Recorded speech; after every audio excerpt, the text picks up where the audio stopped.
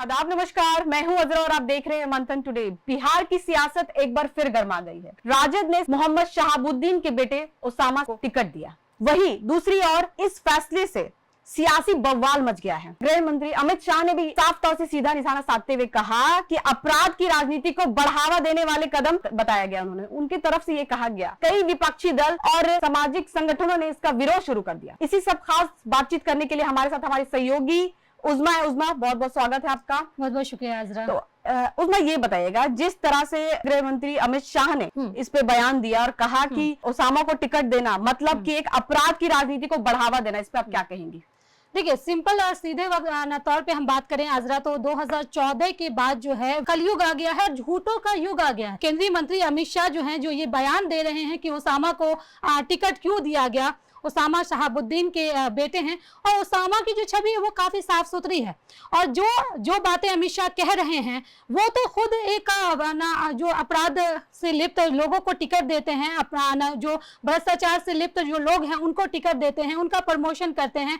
और कहीं ना कहीं वो इस तरह की जो राजनीतिक वो कर रहे हैं, इस तरह के जो बयान आकर के वो बिहार में दे रहे हैं, कहीं ना कहीं वो हिंदू मुस्लिम करने की कोशिश कर रहे हैं। ओसामा की छवि एक साफ सुथरी राजनेता के तौर पे जैसे उभरने वाली है। साफ सुथरी है, वो बैरिस्टर है, वो उन्होंने बाहर से पढ़ाई भी किया है, वो लंदन से पढ़ाई कर रहे हैं, एलएलबी किया हुआ है, बैरिस्टर है वो। उनकी छवि एक साफ सुथरी, उन पर कोई आपराधिक मामला दर्ज नहीं है, तो उसको आपराधिक सवाल ये होता है ना उज़मा कि अमित शाह किसी और पे भी तो टारगेट कर सकते थे, किसी और पे भी निशाना साधते थे, लेकिन उन्होंने सिर्फ और सिर्फ इन्हीं को क्यों निशाना साधते हैं? इसलिए क्योंकि वो एक मुसलमान है, वो डायरेक्टली हिंदू मुस्लिम करने की कोशिश कर रहे हैं। आपको मैंने बताया कि वैसे भी बीजेपी का तो एजेंडा साफ है कि ना मुसलमान को वोट टिकट देंगे, ना मुसलमान का वोट उनको चाहिए। तो कहीं ना कहीं उनको वो एक मुसलमान को ही टारगेट कर रहे हैं, वो कहीं ना कहीं हिंदू मुस्लिम जो है वो फैलाने की कोशिश कर रहे हैं। चलिए, आपका तो ये सवाल समझ में आ गया, लेकिन दूसरी और सवाल ये भी आपसे रहेगा कि अगर एनडीए की तरफ से देखा जाए तो एनडीए में मतलब क्या कोई बाहुबली तो नहीं है क्या? बाहुबली को भी उन्होंने टिकट दिया ही होगा। और चर्चा भी चल रहा है कि ठीक चुनाव से पहले रिहा कर दिया जाता है, उन्हें टिकट दिया जाता है ताकि वो अपना प्रचार प्रसार कैंपेन सब कुछ कर सके। बिल्कुल। तो ऐसे क्यों, वजह क्या है आखिर? पहले तो हम आपको बता दें कि इस बार जो विधानसभा चुनाव में 22 ऐसे बाहुबली हैं जिनको टिकट दिया गया है। ठीक है, तो सबसे पहले हम बीजेपी की ही नाम ले लेते हैं। जो बीजेपी इस तरह की टिप्पणी टिप्पा कर रहे हैं उन्हीं का हम ले लेते हैं। भाजपा जो है 4 ऐसे आपराधिक मामला जिस पर दर्ज है उनको टिकट दिया है, जिसमें है एक अरुणा देवी है, एक केदारनाथ सिंह है, एक विशाल प्रशांत पांडे है, एक राकेश ओझा है। ये 4 है बीजेपी में जिस पर आपराधिक मामले दर्ज है, उनको बीजेपी ने इस बार टिकट दिया है बिहार विधानसभा चुनाव 2025 का। और अगर हम बाकी की बात करें तो राजद 9 ऐसे आपराधिक मामले जिस पर दर्ज है उनको टिकट दिया है। जेडीयू ने 7 लोगों को टिकट दिया है, लोजपा ने 2 लोगों को टिकट दिया है। तो आप एक इंसान को टारगेट कर रहे हैं, एक इंसान को, ओसामा को टारगेट किया जा रहा है। यहाँ पे तो कहीं ना कहीं तो ये हिंदू मुस्लिम करने की कोशिश है ना भाजपा की तरफ से। भाजपा शुरू से हिंदू मुस्लिम का जो एजेंडा है वो खेलते हुए आई है, और इस बार भी उनको लग रहा है कि बिहार में अगर वो हिंदू मुस्लिम का एजेंडा खेलती है तो शायद यहाँ पर अपनी ज्यादा सीट ले आएगी। ये आपको लग रहा है कि अगर इस तरह से होगा तो सीट ज्यादा मिलेगा? लेकिन अब बिहार की जनता बेवकूफ नहीं है ना अजरा।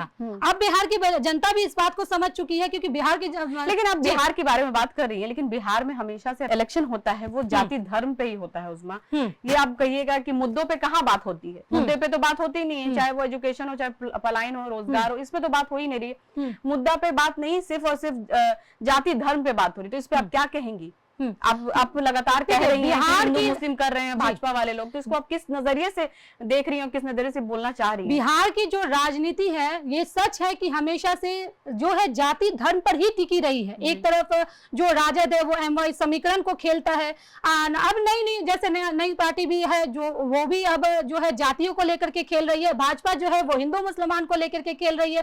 तो सबका एक, हर पार्टी का एक अपना एक एजेंडा बना हुआ है कि वो किस जाति को लेकर के किस तरह से अपने वोट बैंक को अपने पाले में किया जाए।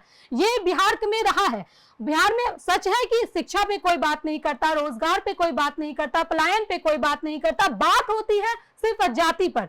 और अभी जो ओसामा वाली मुद्दे की आप बात कर रही हैं, ये भी कहीं ना कहीं रिलीजन से रिलेटेड ही मुद्दा है। लेकिन आपको ये बता दें कि जिस तरह से राजद ने टिकट दिया उन्हें, तो राजद का साफ तौर से कहना है कि ओसामा जो है एक युवा चेहरा है। लोगों का साफ तौर से कहना है कि वो किसी भी आपराधिक मामले में नहीं है। बिल्कुल, युवा चेहरा को प्रमोट करने के लिए तेजस्वी यादव ने उन्हें टिकट दिया। तो आप इसे किस तरह से देखती हैं? देखिए, कहना तो बिल्कुल सही है यहाँ पे कि ओसामा एक युवा चेहरा है, ठीक है। वो कहीं ना कहीं बिहार में जो है युवाओं की तादाद ज्यादा है, परसेंटेज ज्यादा है, कहीं ना कहीं युवाओं को वो अपनी तरफ कर सकते हैं और उनकी छवि भी काफी अच्छी है। शहाबुद्दीन के वो बेटा हैं, ये इनके लिए काफी है, कहने के लिए काफी है। और वो अपना जो राजनीति अभी वो कदम बना रहे हैं। उनकी माँ भी जो है वो 3 बार लोकसभा चुनाव मतलब लड़ी है, हालांकि वो जीत नहीं सकी हैं, ठीक है, लेकिन लड़ी है। लेकिन ओसामा जो है अभी वो राजनीति में अपना कदम रख रहे हैं। पहली बार वो चुनाव में उनको टिकट मिला है आरजेडी की तरफ से, वो अपना एक मुकाम बनाने की कोशिश कर रहे हैं। तो कहीं ना कहीं बीजेपी उसको गिराने की कोशिश कर रहा है, बीजेपी कहीं ना कहीं उसको नीचे लाने की कोशिश कर रहा है। बीजेपी नहीं चाहती है कि मुसलमान को टिकट दे या मुसलमान आगे बढ़े।